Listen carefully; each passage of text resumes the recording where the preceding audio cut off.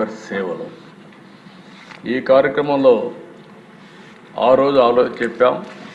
ఇటీవల కాలంలో స్త్రీ శక్తి ఇచ్చినప్పుడు ఆటో డ్రైవర్స్ కూడా కొంత ఇబ్బంది కలిగిందని వారు ముందుకు వచ్చే పరిస్థితికి వచ్చారు. ఈ ప్రభుత్వం అందరి ప్రభుత్వం, ఈ ఎన్డీఏ ప్రభుత్వం అందరి ప్రభుత్వం.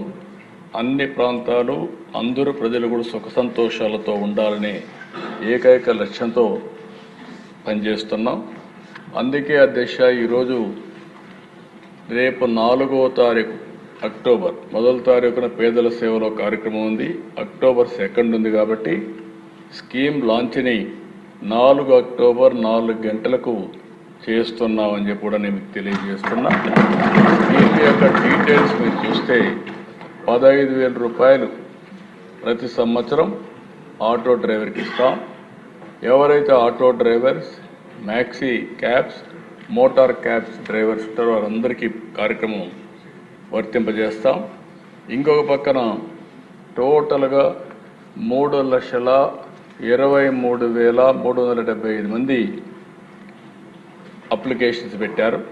అందులో ఎలిజిబిలిటీ అనేది చూసిన తర్వాత 2,90,234 మంది ఎలిజిబుల్ అయ్యారు.